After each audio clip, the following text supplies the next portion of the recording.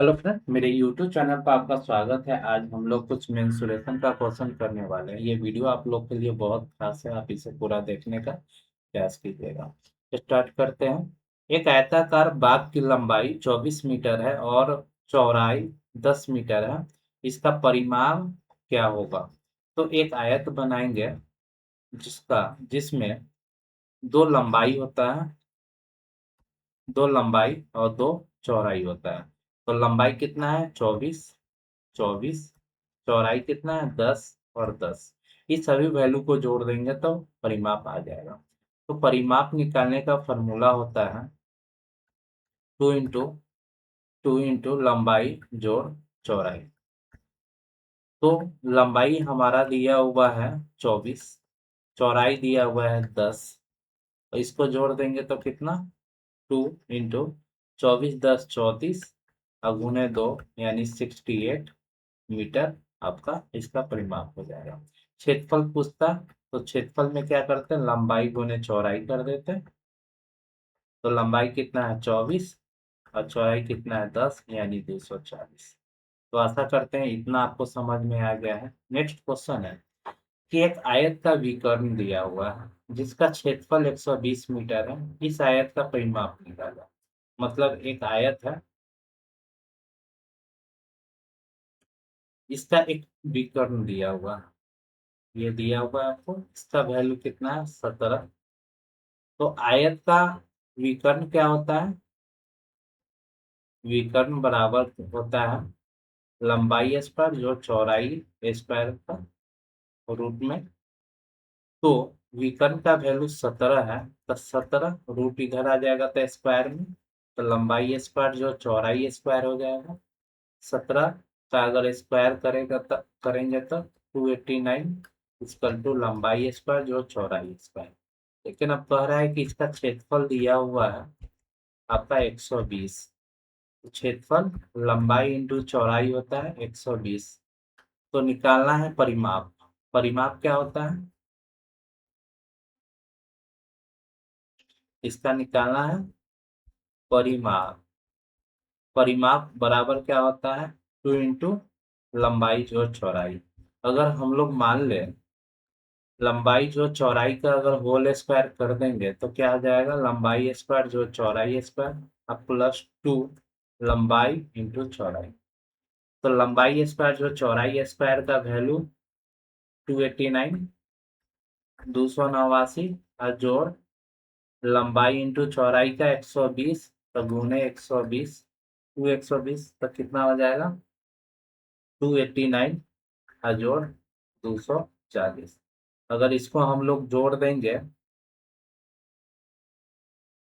अगर इसको हम लोग जोड़ देंगे 289 जोड़ 240 तो क्या हो जाएगा? 9 8 4 12 4 1 5, यानी आपका आ जाएगा 529। 529 किसका वैल्यू है? ए प्लस बी का होल स्क्वायर बराबर कितना है? 529। तो ए प्लस बी स्क्वायर उधर जाएगा तो रूट में 529। 529 आपका स्क्वायर है किसका? 23 का। तो ए प्लस बी का वैल्यू क्या हो जाएगा? 23। परिमाप क्या है? परिमाप निकालना है तो 2 इंटू ए प्लस बी का वैल्यू 23 है तो 23 रख देंगे तो क्या हो जाएगा? 46 मीटर। आशा करते हैं आपको इतना समझ में आ गया है। कितना? 46 मीटर। नेक्स्ट क्वेश्चन है कि एक आयताकार मैदान की लंबाई 30 मीटर है और चौड़ाई 20 मीटर है। इसके भीतर चारों ओर 2 मीटर चौड़े एक रास्ता बनाया गया है। रास्ते का क्षेत्रफल निकालना है।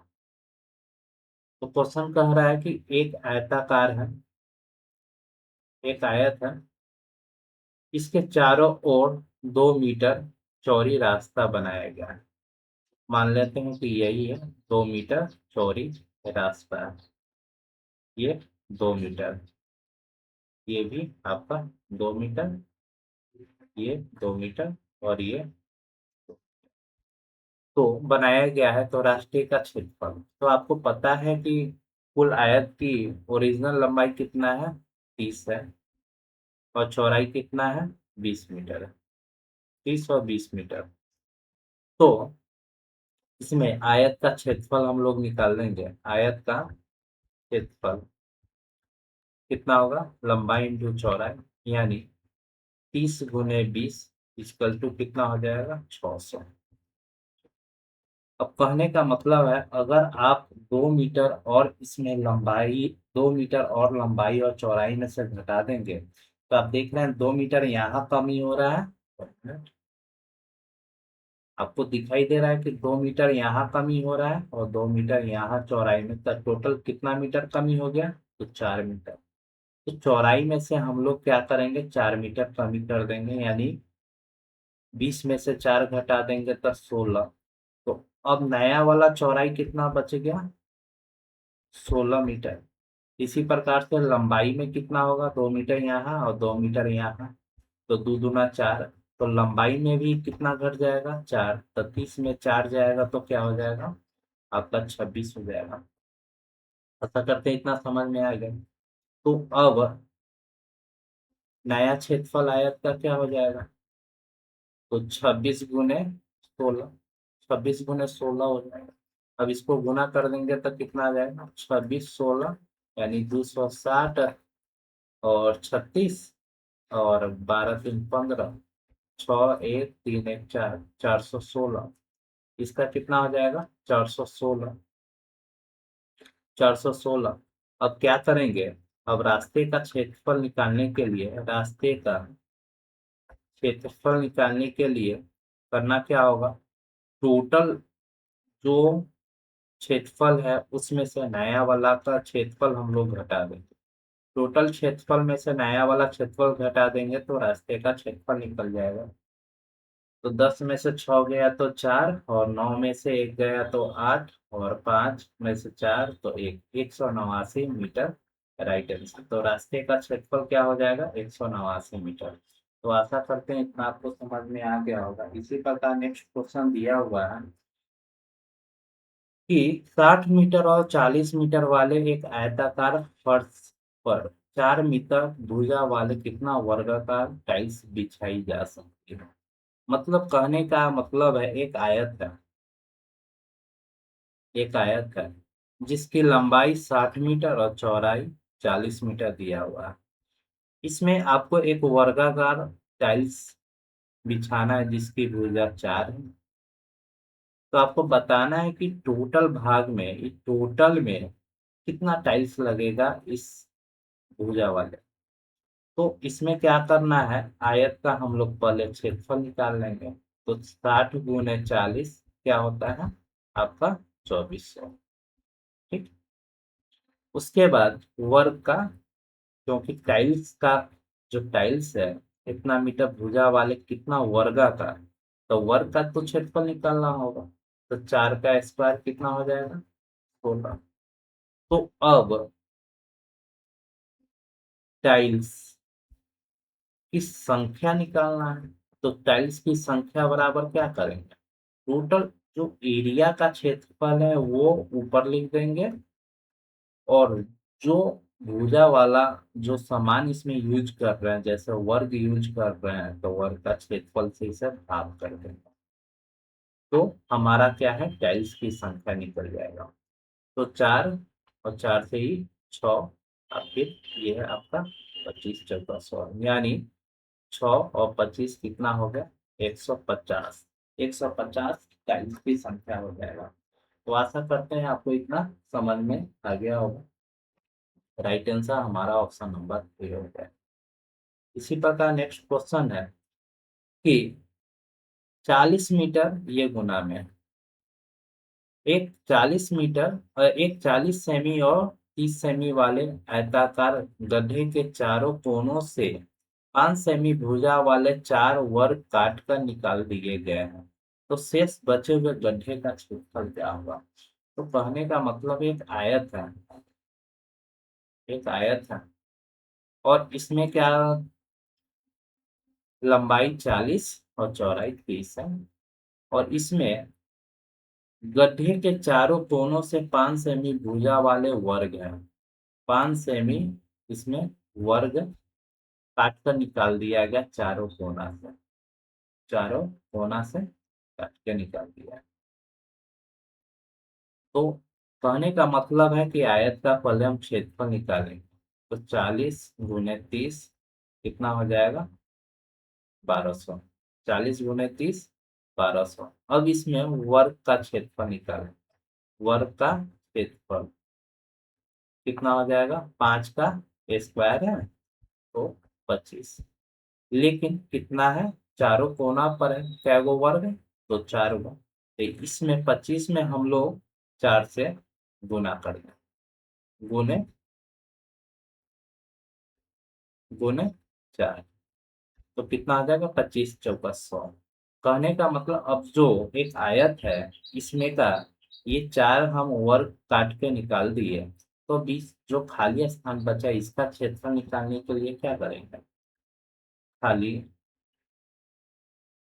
स्थान का खाली या शेष बचा हुआ स्थान का क्षेत्रफल निकालने के लिए क्या करेंगे?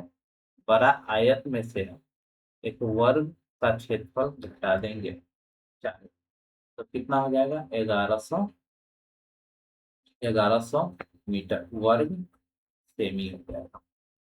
तो आशा करते हैं इतना आपको समझ में आ गया होगा। ऑप्शन नंबर बी हमारा राइट आंसर है। इसी प्रकार नेक्स्ट क्वेश्चन दिया हुआ है कि यदि एक आयत की लंबाई को स्थिर रखते हुए उसकी चौड़ाई को दोगुना कर दिया जाए तो उसके क्षेत्रफल पर क्या प्रभाव पड़ेगा? एक आयत का यानी पुराना आयत का क्षेत्रफल की अगर बात करें तो क्या होता है? लंबाई गुना चौड़ाई। लंबाई गुना चौड़ाई। और नया आयत का क्षेत्रफल की अगर बात करें तो क्या हो जाएगा? इसमें क्या कर रहा है कि आयत की लंबाई को स्थिर रखें, मतलब जो लंबाई है वही रखें, चौड़ाई को दोगुना कर दें। तो 2b। तो कितना हो जाएगा? 2lb। पहले lb है, मतलब लंबाई गुना चौड़ाई एक, और यहाँ 2 है तो कितना गुना हो गया? तो 2 गुना। 2 गुना हुआ ना। तो क्षेत्रफल में कितना का अंतर, कितना गुना का? तो 2 गुना का। तो राइट आंसर हमारा ऑप्शन नंबर सी। आशा करते हैं इतना समझ में आ गया होगा। इसी प्रकार नेक्स्ट क्वेश्चन दिया हुआ है कि एक आयताकार मैदान का क्षेत्रफल दिया हुआ है 3375 वर्ग मीटर। इसकी लंबाई और तथा चौड़ाई का अनुपात दिया हुआ है 5:3। इसके मैदान के चारों ओर 8 रुपये 50 पैसे प्रति मीटर की दर से बार लगाने की लागत क्या होगा? तो आयत का इसमें क्षेत्रफल दिया हुआ है। तो आयत का क्षेत्रफल क्या है? 3375। लेकिन लंबाई कितना है? 5x और 3x इक्वल टू 3375 तपांतरी 15 एक्स स्क्वायर इक्वल टू 3375 अब बटा 15। अब 15 से इसको काटेंगे। 15 दूना 30, 15 दूना 30, 15 × 5 = 75। एक्स स्क्वायर बराबर 225। आपको पता है कि 225 किसका स्क्वायर होता है? तो 15 का होता है। तो इसी प्रकार अगर बात करें तो इसकी लंबाई क्या हो जाएगा? तो लंबाई कितना है? 5x। तो 5 × 15 = 75। चौड़ाई कितना हो जाएगा? 3x। तो 3x = 3 × 15 = 15 दिया 45। तो इसके चारों ओर बार लगाना है। तो हम क्या करेंगे? आयत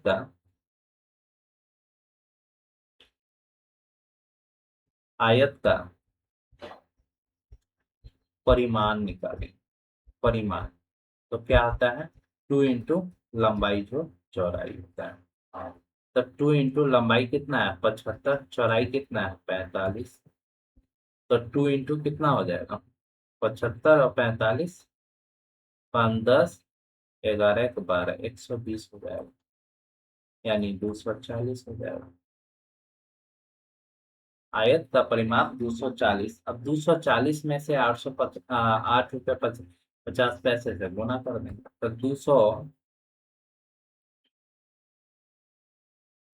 240 गुने 8 रुपये 50 पैसे। जब दशमलव हो जाए कटेगा तो नीचे 10 10 से 10 कट गया, बचा कितना?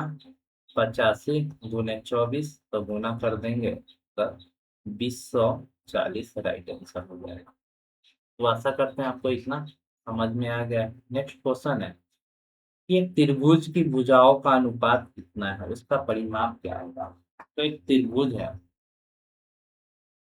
एक त्रिभुज है, इसकी भुजा दिया हुआ है,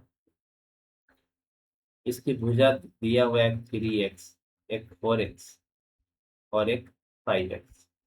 इसका परिमाप करने का मतलब इस सभी भुजाओं को हम लोग जोड़ देंगे। तो 3x plus 4x plus 5x equal to कितना दिया हुआ है? 36। तो जोड़ेंगे तो 5 4 9 3 12x इक्वल टू 36। तो x बराबर तो 36/12 यानी 3। तो x का वैल्यू कितना? 3। तो कहने का मतलब है इसमें, तो ये कितना हो जाएगा? 9। ये 3 से गुना, 4 × 12, ये कितना हो जाएगा? 15। भुजा की लंबाई पता चल गया। अब इसमें त्रिभुज का क्षेत्रफल, तो त्रिभुज का क्षेत्रफल क्या होता है? 1/2 आधार गुने ऊंचाई। 1/2 आधार क्या है? 9। ऊंचाई कितना है? 12। तो इसे काटेंगे कितना? 6।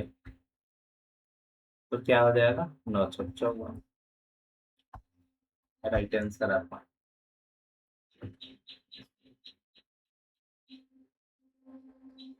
एक समकोण, एक समकोण त्रिभुज का आधार का क्षेत्रफल 6 सेमी है और कर्ण 10 सेमी है। इसका क्षेत्रफल क्या होगा? एक समकोण त्रिभुज है,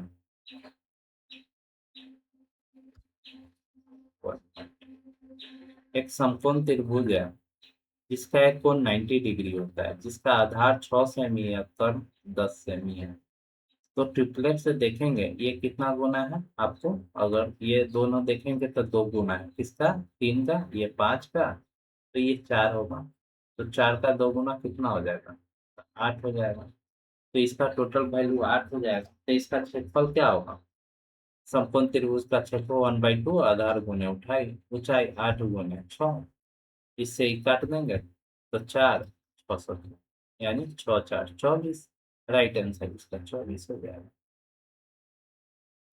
कहने का मतलब है, अगर समझ में नहीं आया तो इसे एक तरीका से और समझते हैं।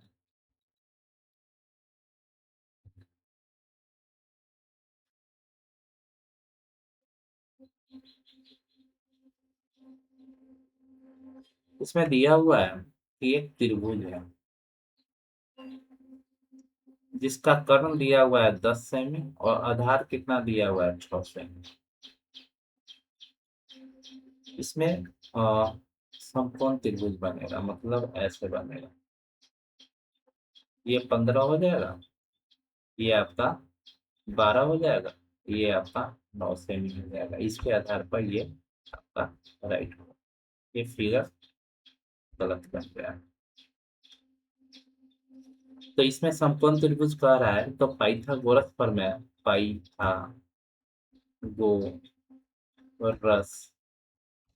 प्रमेय से देखेंगे। पाइथागोरस प्रमेय क्या कहता है?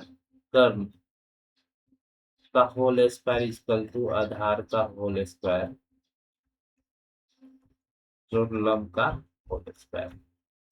तो कर्ण दिया हुआ है 10 का होल स्क्वायर इक्वल टू आधार 6 का होल स्क्वायर इक्वल टू लंब दिया हुआ है होल स्क्वायर।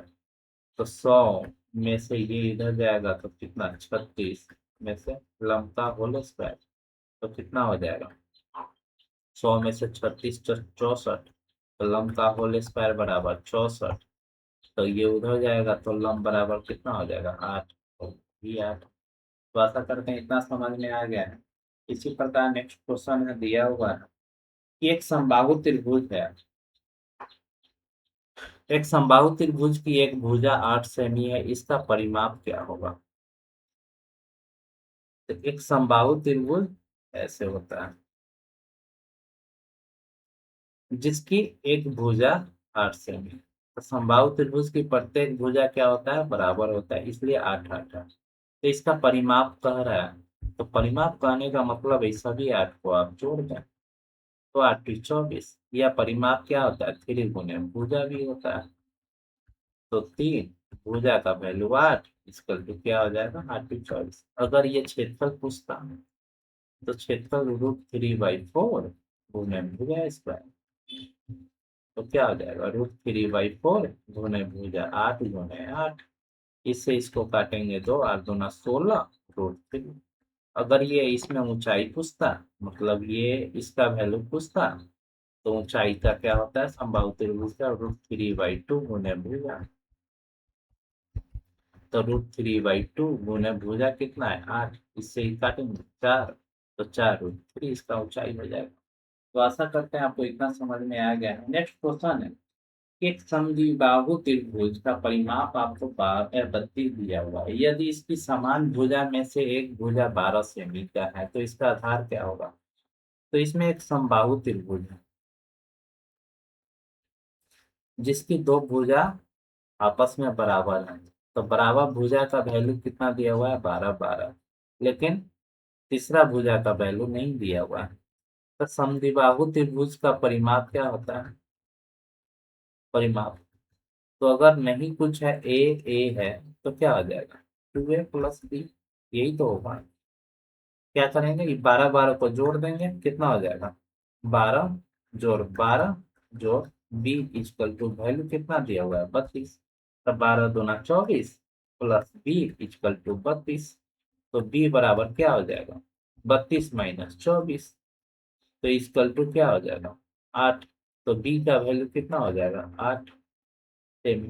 तो राइट आंसर आपका 8 सेमी। आशा करते हैं आपको ये चीज अच्छे से क्लियर हो गया होगा। इसी प्रकार नेक्स्ट क्वेश्चन दिया हुआ है कि भुजाओं 5 सेमी, 12 सेमी और 13 सेमी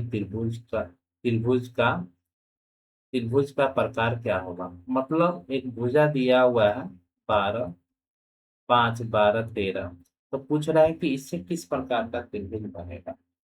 तो इसका निकालने के लिए क्या करेंगे, दो छोटी भुजाओं का योग अगर तीसरी भुजा के बराबर होगा तो हम समझेंगे कि ये समकोण त्रिभुज है।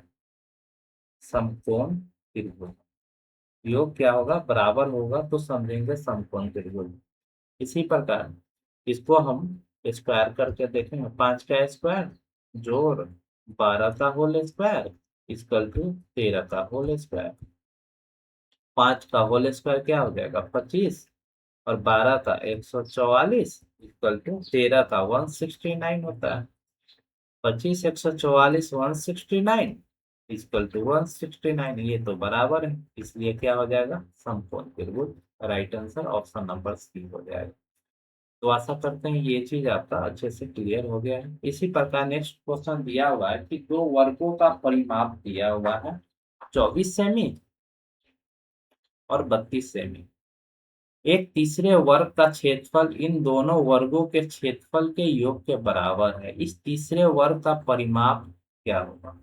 मतलब इसमें दो वर्ग का वैल्यू दिया हुआ है, वर्ग फर्स्ट और सेकेंड। तो इसमें परिमाप दिया हुआ है, परिमाप कितना है 24, और एक का परिमाप कितना है 32। तो फर्स्ट की अगर भुजा की बात करें तो वर्ग की भुजा निकालने के लिए क्या होता है, 24 में क्या करेंगे 4 से भाग कर देंगे। क्यों, क्योंकि इसमें 4 भुजा होता है, 1 2 3 और 4, ये 4 भुजा है। तो इसमें से एक भुजा का वैल्यू निकल जाएगा। 4 से इसलिए भाग करते हैं क्योंकि चारों भुजा बराबर है, बराबर मान होता है, इसलिए 4 से इसे भाग करेंगे। तो कितना, पहली भुजा आपको 6 से मिली। इसी प्रकार नेक्स्ट है 32 है, तो 32 में भी हम 4 से भाग करेंगे तो कितना 8। तो त्रिभुज फर्स्ट त्रिभुज का भुजा 6 और सेकंड त्रिभुज के भुजा कितना हो जाएगा 8। अब इस सबका क्षेत्रफल को जोड़ देंगे। तो 6 भुजा का मतलब वर्ग के क्षेत्रफल क्या होता है, भुजा स्क्वायर। भुजा क्या है 6 का स्क्वायर जोड़ 8 का स्क्वायर कह रहा है ये तीसरी भुजा के बराबर है, तो तीसरी भुजा कुछ नहीं है तो एक्स स्क्वायर मान लेते हैं इसका। तो 6 का स्क्वायर 36 और 8 का square 64 equal to x square. तो 36 64 कितना हो जाएगा 100 इक्वल टू एक्स स्क्वायर। तो नेक्स्ट है, तो एक्स स्क्वायर बराबर कितना होगा 100। तो एक्स बराबर क्या हो जाएगा √100। 100 किसका किसका स्क्वायर है 10 का। तो रूट कट जाएगा तो एक्स का मान कितना हो जाएगा 10। अब कह रहा है कि तीसरी भुजा का परिमाप क्या होगा, परिमाप। तो 10 में क्या करेंगे 4 से गुना कर देंगे तो 40 से। तो आशा करते हैं आपको इतना समझ में आ गया। ऑप्शन नंबर ए आपका राइट आंसर है। इसी प्रकार नेक्स्ट क्वेश्चन दिया हुआ है, यदि किसी वर्ग के प्रत्येक भुजा में 20 सेमी की वृद्धि होता है तो इसके क्षेत्रफल में कितना प्रतिशत की वृद्धि होगा। तो आपको पता है 20% का फ्रैक्शन क्या होता है 1/5। कोई चीज वृद्धि का मतलब क्या हो रहा है 5 पे 1 का इंक्रीज यानी बढ़ना होता है। कोई चीज 5 रुपए का था, अब एक वृद्धि हो गया तो 6 का हो गया। लेकिन कह रहा है कि भुजा, तो हम ये क्या मान लेते हैं 5 6 क्या है भुजा है। तो वर्ग का क्षेत्रफल क्या होता है, वर्ग का क्षेत्रफल क्या होता है भुजा स्क्वायर, भुजा का होल स्क्वायर। तो ये 5 का होल स्क्वायर 6 का होल स्क्वायर कर देंगे। मतलब पहले वर्ग जो था, सॉरी,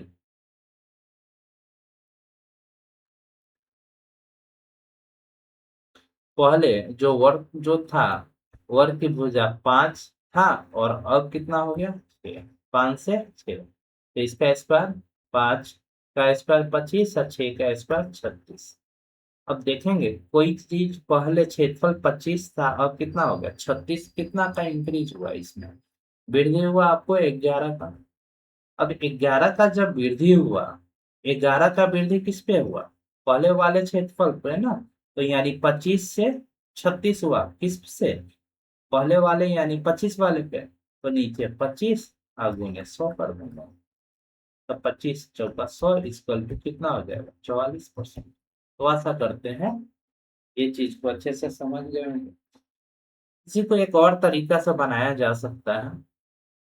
एक फॉर्मूला आपको याद होगा, +-x +-y +-x गुने y बटा 100। कहने का मतलब है इसमें वृद्धि हो रहा है तो इसमें x और y का वैल्यू 20% ही होगा। अब इस पर जब आप पुट करेंगे तो सब वृद्धि है तो यानी प्लस, तो +20 +20 अब +20 गुने 20 इसका बट्टा 100। 100 तो 100 से ये डबल जीरो कट जाएगा तो कितना बचेगा 4।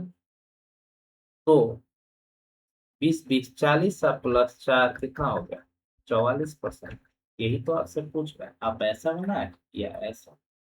राइट आंसर आपका 44%। आशा करते हैं इतना समझ में आ गया है। इसी प्रकार नेक्स्ट क्वेश्चन है कि तार को जब वर्ग के रूप में मोड़ा जाता है तो वह 484 वर्ग सेमी का क्षेत्रफल घेरता है। यदि इसी तार को एक आयत के रूप में मोड़ा जाता है तो जिसकी चौड़ाई 16 सेमी है तो आयत की लंबाई क्या होगी। तो कहने का मतलब है कि वर्ग एक वर्ग है, वर्ग का क्षेत्रफल दिया हुआ है कितना 484, वर्ग का क्षेत्रफल 484। तो मान लेते हैं एक वर्ग है, इसकी सभी भुजा एक दूसरे के बराबर होता है। तो वर्ग का क्षेत्रफल क्या हो जाएगा भुजा का होल स्क्वायर। तो 484, तो भुजा बराबर क्या, स्क्वायर उधर जाएगा तो क्या हो जाएगा √100। 484, 484 किसका स्क्वायर है 22 का।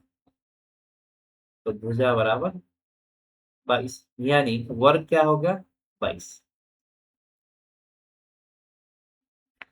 तो कहने का मतलब है अगर हम तार की लंबाई की बात करें तो कोई तार मान लेते हैं इतना सीधा है, इस तार को क्या करेंगे पहले ऐसे मोड़ेंगे, फिर ऐसे मोड़ेंगे, ऐसे मोड़ के ऐसे मोड़ के एक वर्ग बना लेंगे।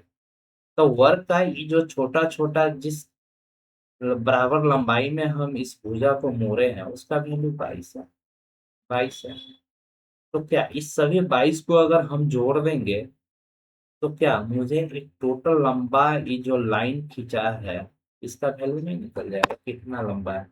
तो इसी लंबा लाइन का वैल्यू निकालने के लिए हम लोग क्या करते हैं, तो वर्ग का परिमाप, वर्ग का परिमाप कितना है, 4 गुने भुजा।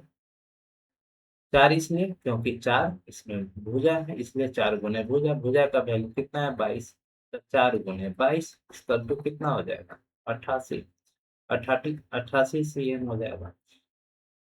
अब तो तार की लंबाई की बात पता चल गया। अब कह रहा है कि इसी प्रकार इस तार को एक आयत के रूप में मोड़ा जाता है। अब कह रहा है कि ये जो तार है, ये जो तार है, अब इस तार को मुझे वर्ग नहीं अब आयत बनाना है। तो आयत में क्या होता है, आयत में इसका लंबाई 2 होता है और लंबाई चौड़ाई का वैल्यू अलग अलग होता है। तो आयत का अगर हम परिमाप की बात करें, आयत का परिमाप, आयत का परिमाप की अगर बात करें क्या होगा, 2 लंबाई जोड़ चौड़ाई। तो कहने का मतलब इसी तार को तो आयत में अब बदले हैं, तो तार की टोटल लंबाई कितना है 88 सेमी, इक्वल टू 88 कर देंगे। एल प्लस बी कितना हो जाएगा 88 में 2 से भाग करेंगे तो कितना 44 हो जाएगा। ऐसा करते हैं, आपको इतना समझ में आ गया होगा अच्छे से। अब आगे समझने का प्रयास करते हैं, लेकिन इस फिगर को हटाना पड़ेगा।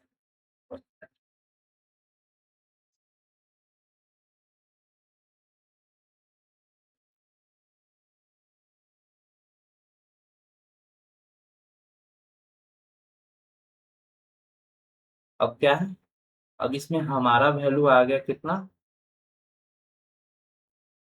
इसमें एल प्लस बी का वैल्यू 44 सेमी, लेकिन कह रहा है कि चौड़ाई दिया हुआ है 16 सेमी, लंबाई निकालना है। तो चौड़ाई बी का वैल्यू दिया हुआ है 16 सेमी। तो एल प्लस 16 इक्वल टू 44। तो लंबाई प्लस 44 - 16 इक्वल टू कितना हो जाएगा, 44 में से 16 जाएगा तो 8 और 3 28। तो लंबाई कितना हो जाएगा 28 सेमी। तो आशा करते हैं आपको इतना अच्छे से क्लियर हो गया होगा। इसी प्रकार हमारा नेक्स्ट क्वेश्चन है कि एक आयत का क्षेत्रफल एक वर्ग का क्षेत्रफल का तिगुना है।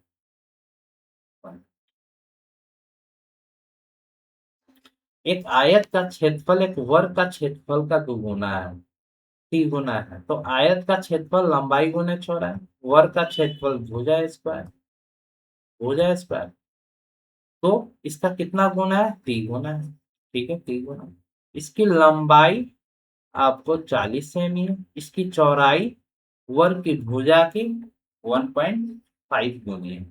कहने का मतलब है इसका, इसकी चौड़ाई जो दिया हुआ है वो भुजा का 1.5 गुना है। 1.5 गुना 3/2, 1.5 लिखे या 3/2 लिखा, बात बराबर। 3/2 कैसे आएगा, 1.5 बटा पॉइंट हटाएंगे तो नीचे 10, इसे काटेंगे तब 3/2 आ जाएगा। तो आशा करते हैं इतना आपको अच्छे से क्लियर हो गया होगा। नेक्स्ट है कि इसकी लंबाई, इसकी भुजा, भुजा हम लोग कितना माने हैं, भुजा कुछ नहीं माने तो अरे नहीं, तो क्या हो जाएगा 3/2 भुजा हो जाएगा। लंबाई कितना दिया हुआ है 40 सेमी, तो यहाँ मान पुट कर देंगे। तो 40 गुने 3/2 भुजा बराबर, यहाँ क्या है, भुजा का होल स्क्वायर गुने 3। तो 3 से 3 कट गया, भुजा से, दो भुजा से एक भुजा कट गया तो एक भुजा बचा। और ये 2 से 40 कट गया, कितना 20। तो बचा क्या 20 बराबर भुजा। तो भुजा का वैल्यू कितना आ गया 20 सेमी। तो हमारा राइट आंसर क्या हो जाएगा, ऑप्शन नंबर बी, 20 सेमी। तो आशा करते हैं ये क्वेश्चन अच्छे से क्लियर हो गया होगा। ये वीडियो आपको कैसा लगा आप मुझे कमेंट करके बताइएगा, चैनल को सब्सक्राइब कर लीजिएगा। वीडियो देखने के लिए धन्यवाद।